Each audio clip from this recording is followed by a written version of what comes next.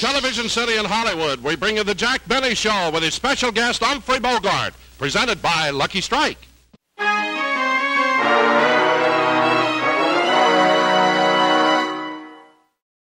Ladies and gentlemen, one of America's greatest football coaches, Lou Little. It's not surprising, you know, for a football coach to enjoy a cigarette for relaxation, just as you do, and particularly after a hard game or a tough practice session. Now, I've smoked Luckies for a great many years because I like the way they taste, and it's all a matter of taste, just as the football that you enjoy watching. As a football coach, I like the offensive game in which great deception, speed, and power, and a great deal of pressure put on that defensive lineup. Wait a minute now. We were talking about Luckies. Again, I want to say they appeal to me because I like that taste. And again, it's all a matter of taste. We hope that, like Lou Little, you're a Lucky smoker. If not, we're confident you will be once you've tried Luckies. You see, smoking enjoyment is all a matter of taste. And the fact of the matter is, Luckies taste better, cleaner, fresher, and smoother. There are two reasons. First, LSMFT. Lucky Strike means fine tobacco. And then Luckies are actually made better. So be happy, go lucky. See for yourself that Luckies taste better.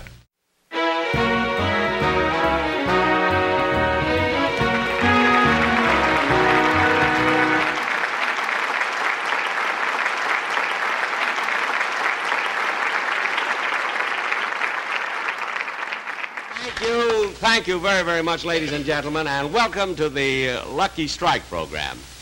You know,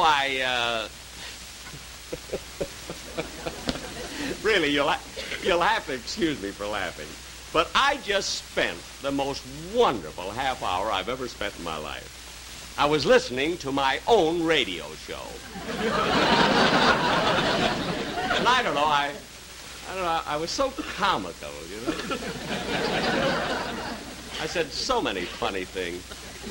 Oh, I know what you're thinking, you know, but I really believe that a man should be honest with himself. If there's anything I hate, is when a comedian is great and won't admit it. I've never met one like that, but if I did, I'd hate it. And one thing about me, lady, I'm honest. I really am, you know. If any other comedian has a bad show, I'm the first one to admit it. I talk about it all the time.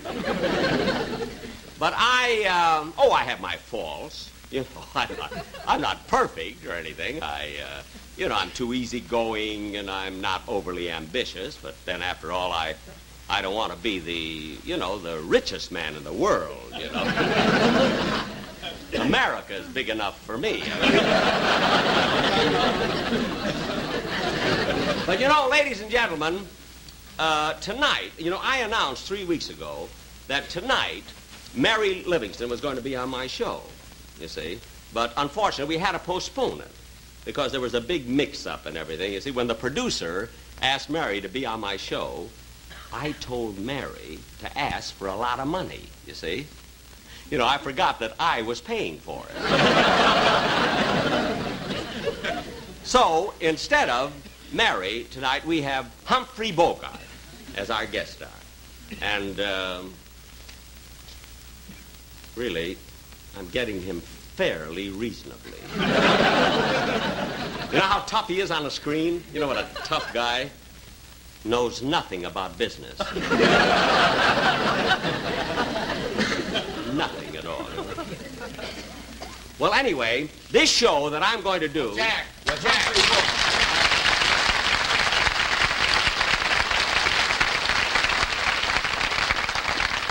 What is it, Bob? Jack, I want to talk to you a minute. What is it? Well, I just heard that you talked with the producer, and there's a possibility of my song being out of this show. Yeah, well, look, Bob, the reason for that is, see, this show is very, very long, you see, and we had to make up our minds whether we take out your song or my jokes, you see, and then we thought we would do what was best for the show. Oh, well, then my song is in.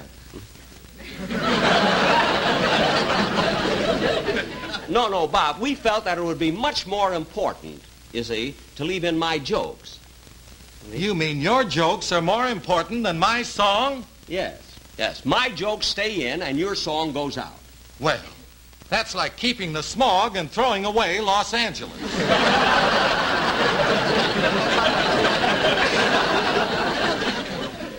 Well, keeping the smog and throwing away Los Angeles. Pretty clever line, isn't it? Yes. What's in my next TV show? I'm on TV 5 times a week. I thought you were tired. Let's see that. Now, look at Bob. Your song is out, and that settles it. You see, I'm running this show. I'm the boss. It's my show, and I'm running it, whether it's good, bad, or indifferent. Well, that's what the critics said about your last show. What? Said Bob was good, Jack was bad, and the audience was indifferent. Look, Bob, go and get ready for the play, will you? All right. You know, I can't understand. He's the toughest guy to get along with. You know, he's only been with me a short time, you know. And the only reason I hired him at all was because I wanted him, I wanted him to introduce me to his brother Bing. Then I found out he didn't even know him.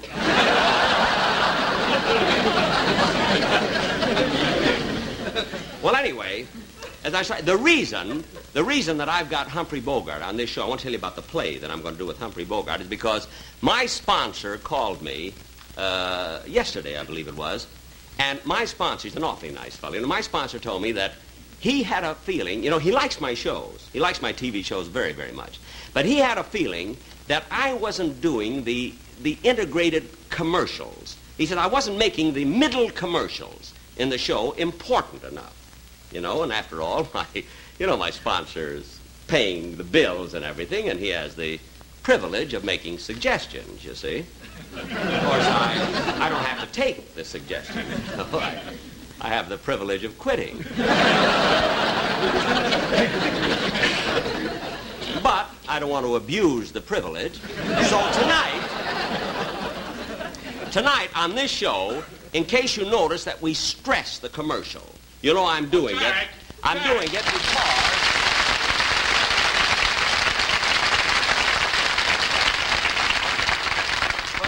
Jack, what's this I hear about you writing me out of the commercial on this show?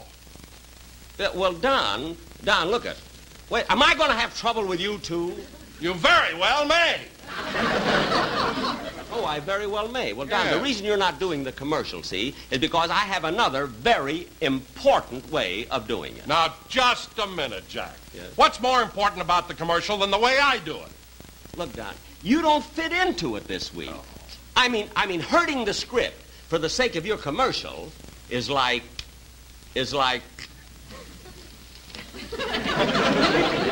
keeping the smog and throwing away Los Angeles. Excuse me. Look, now, ladies, Jack, look, don't you know what my doing this commercial means to me? Now, after all, I'm not a funny man. I don't tell jokes. I'm not an actor. I don't sing songs. I don't lead a band. What are you paying me for?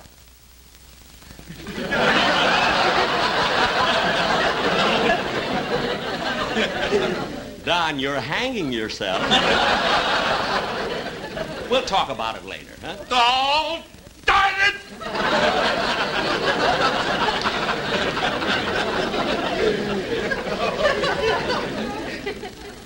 The fellow been with me 20 years. I can't understand why I have so much trouble with everybody in my cast. But everybody.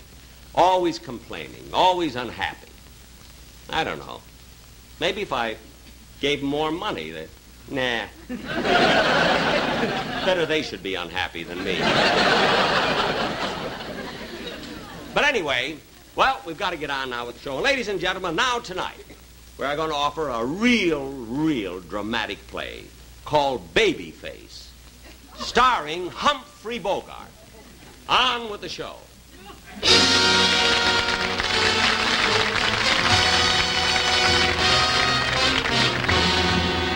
This is the 24th Precinct Police Station, situated in the heart of New York's theatrical district. This is the detective squad room.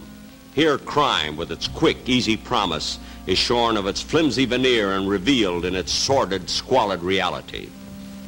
To this room come people from all walks of life. The flotsam and the jetsam, the hoy and also the polloi. The man you see at the typewriter is Detective Sergeant Crosby. The man looking through the file, standing behind Crosby to his right, which would be to your left on the screen, or to your right, and his left, or, well, anyway, he's Detective Wilson. And he's to everybody's right and left. You can't miss it. The men who just came in are Detective O'Brien and a suspect he has just arrested. Well, where'd you pick this one up, O'Brien? I picked them up in an alley, and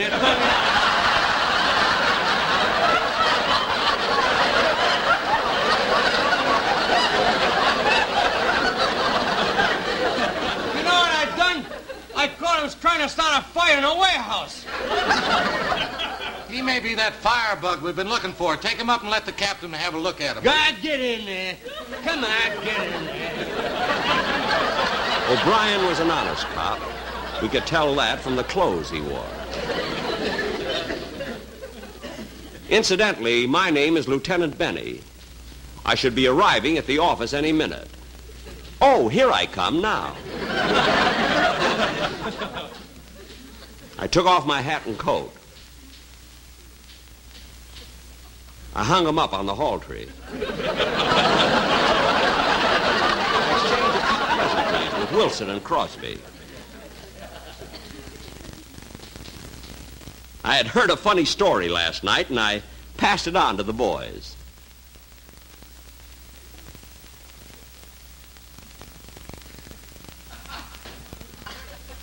Although I was a tough boss and a stickler for work, I had a lot of charm, and the boys loved me. Good thing I didn't see that.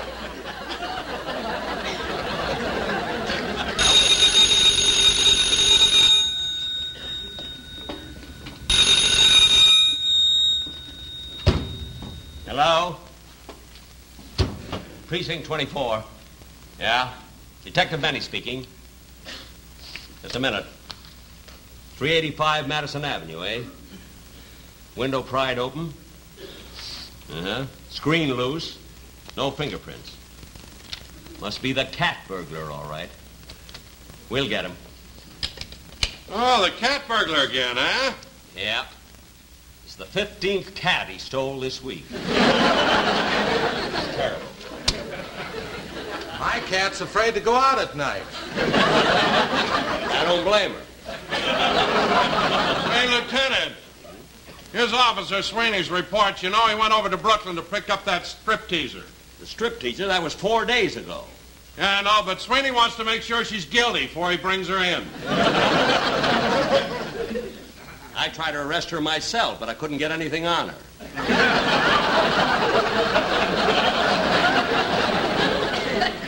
Better fix up these files.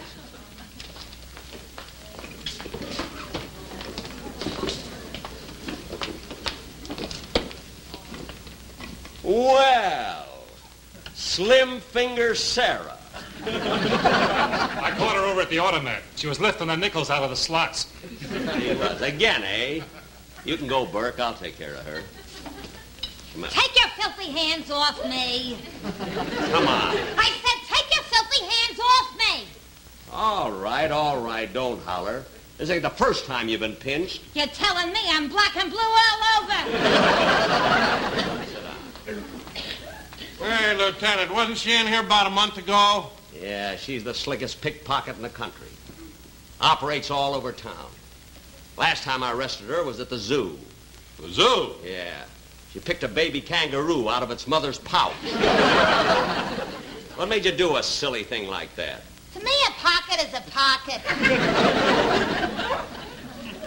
Now make it easy on yourself and sign that confession. Maybe I'll give you a break. Oh, no, you don't. I ain't signing nothing till I talk to my lawyer. And besides, I'm entitled to make one phone call. These crooks know their rights, all right. Go ahead.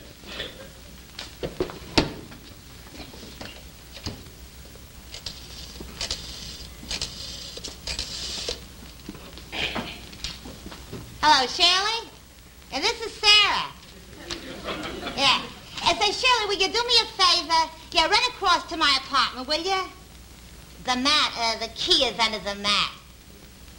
And Shirley, there's a pot roast on the stove in the kitchen. That's right. Just lower the gas under it, huh? Yeah, very low. I won't be home for 90 days.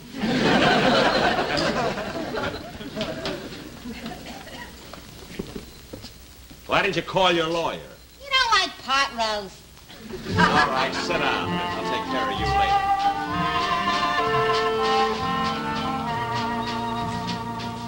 Though you may forget me, you're still on my mind. Look over your shoulder, I'm walking behind. My song they cut out. Baby, I'm for the love that's new, but I shall wish again. Shut up over there, will you? I was typing out a report on Slim Finger Sara when the door opened. And there were Detectives Simmons and Ross. They had brought in a vicious gunman, a killer named Babyface Bogart.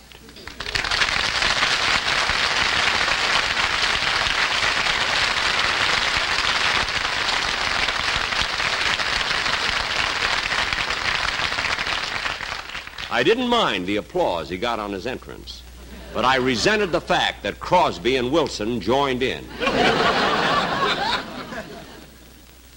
It looked like this time we had Bogart dead to rights. According to Detectives Simmons and Ross, a little crook named Blinky Mason had been shot to death. They'd picked up Bogart a few yards from the scene of the crime with a smoking .45 in his hand.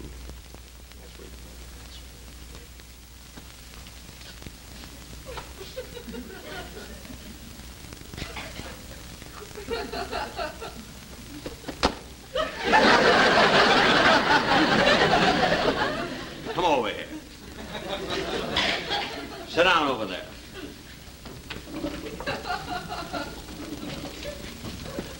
All right, Babyface. Start talking. What do you know about Blinky Mason? I tell you, I ain't never heard of no Blinky Mason. Who cares if he was raised in a tenement and his mother said he was a nice little boy? Or his teacher, a sweet gray-haired old lady, cried when he graduated. And his brother owns a haberdashery store in Schenectady. I don't even know his girlfriend, a blonde dame that works in an aircraft factory. Or his boyhood chum that ran away from home and went to Australia. Wait a minute, Babyface. If you don't know Blinky Mason, how come you know so much about him? I seen it on This Is Your Life.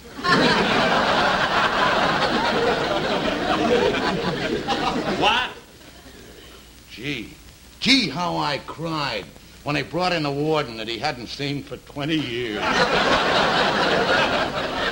The warden? Yeah. Hey, you know, they flew that guy all the way out from Sing Sing by TWA. Now look, Babyface.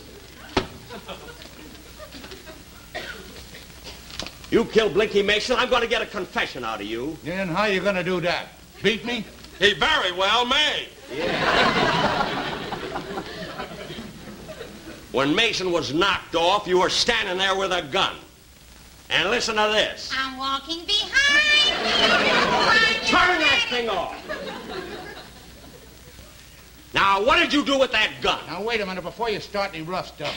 I'm entitled to one phone call, ain't I? Well, yes. Okay, give me a dime and I'll run down to the drugstore. Oh, no, you don't. You'll make that phone call right here where I can keep my eye on you. Yeah, and save a dime. Yeah.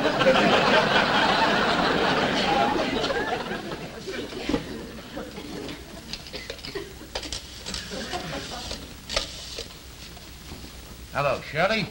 Shirley? Yeah, well, listen. Listen, honey, this is Babyface. Yeah, well, I won't be home till a little later.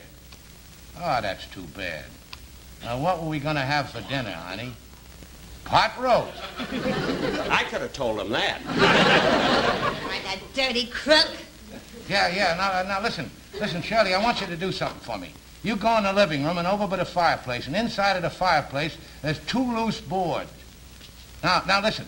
You lift up those boards and you stick your arm in, and inside there's a package. Yeah. Yeah, well, that's my laundry. Yeah, listen, I want it back by Friday. Why didn't you call your lawyer? Because I don't like the way he does my shirts. Now, look at here. You killed Blinky Mason, didn't you? I didn't do it, and I got a witness. Oh, yeah? Yeah. Why don't one of you guys question? Time for lunch. I'll go with you. Oh, no, you're not. You're not going to leave me alone with this guy. Get over there and sit down.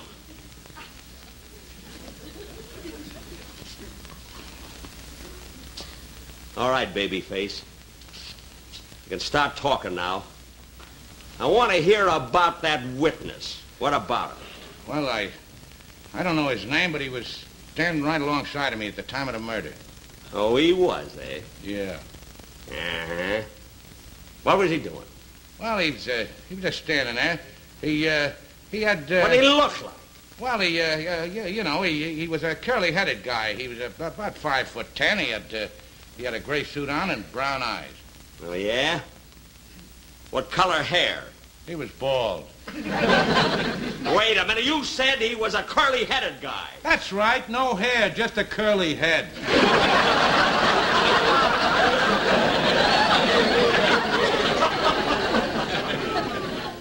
I ain't buying that, Babyface. Start singing. I'm walking behind. Not you!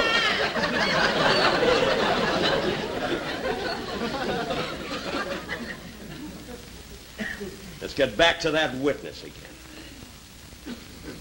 What was he doing? Well, he was holding a cigarette in his hand. Yeah? What kind of a cigarette? I said what kind of a cigarette? Well, he was, I ain't gonna talk. I said what kind of a cigarette? All right. It was a lucky strike.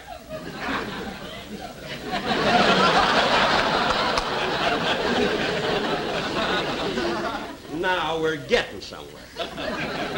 A lucky strike, eh? What made you think it was a lucky strike? I ain't talking. What made you think it was a lucky strike? Because it was so round, so fine, so fully packed, so free and easy on the draw.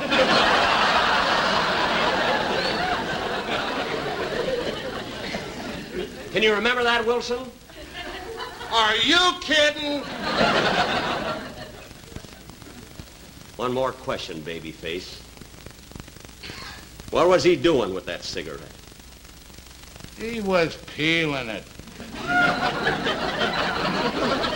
Peeling it, eh? How'd you know it wasn't a banana?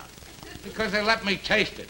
It was a lucky strike, all right, because luckies taste bad. Cleaner, fresher, smoother. Lucky strike, lucky strike.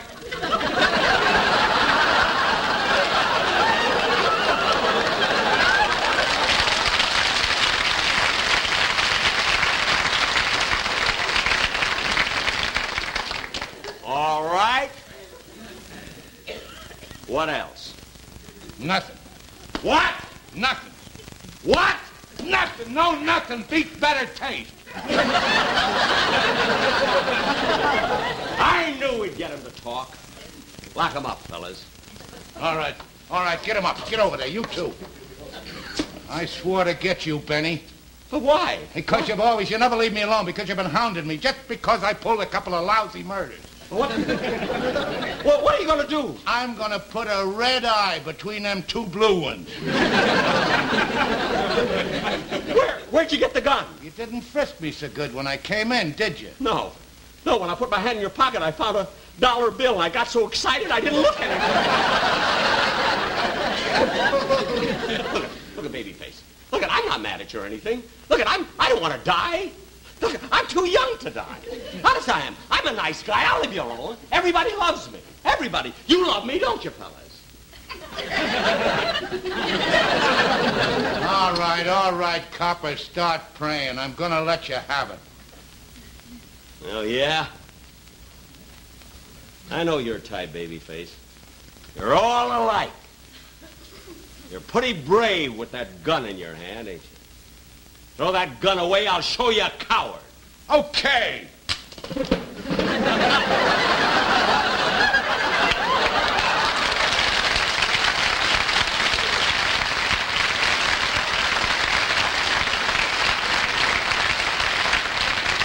How about that? Come on, Sara, let's go get that pot roast. Be my guest. I'm walking behind you.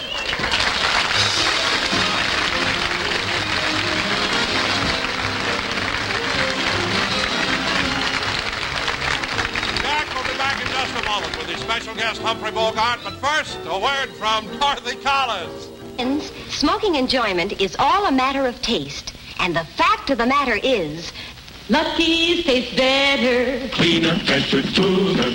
Lucky's taste better. Cleaner, fresher, smoother. For Lucky Strike means fine tobacco, richer tasting fine tobacco. Lucky's taste better. Cleaner, fresher, smoother. Lucky Strike, Lucky Strike. Sure, Lucky's taste better. Everybody knows Lucky Strike means fine tobacco.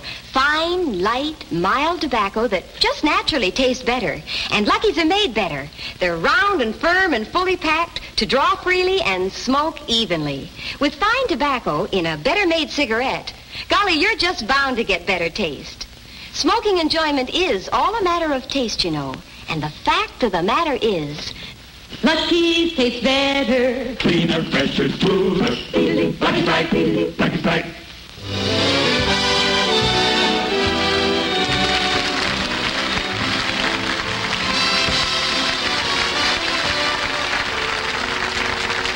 When the sketch was over, I found that I had enjoyed it even more than my radio show.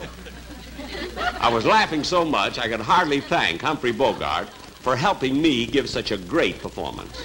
Bogey told me that he thought he had handled his role extremely well.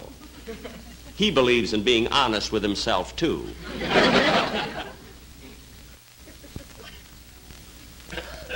Then he told me about his new picture, Beat the Devil, with Jennifer Jones. Then I told him about the last picture I made.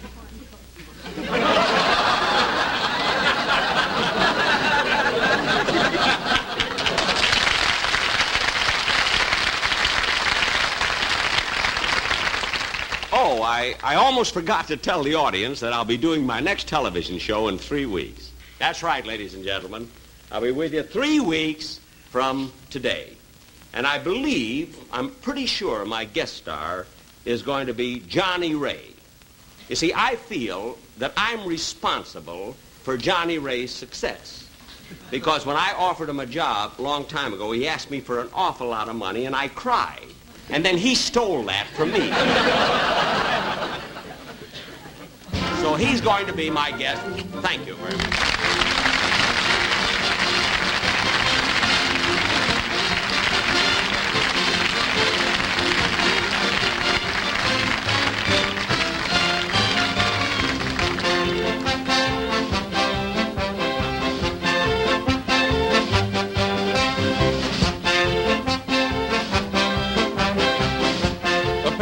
Tonight's program were Sara Berner and Benny Rubin. Remember, 1 week from tonight on this same station, Ann Southern returns in Private Secretary. The Jack Benny program has been brought to you by Lucky Strike, product of the American Tobacco Company, America's leading manufacturer of cigarettes.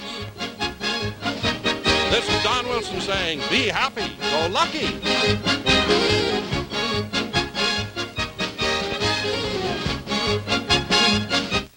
Sundays, Ed Sullivan's Toast of the Town on the CBS Television Network.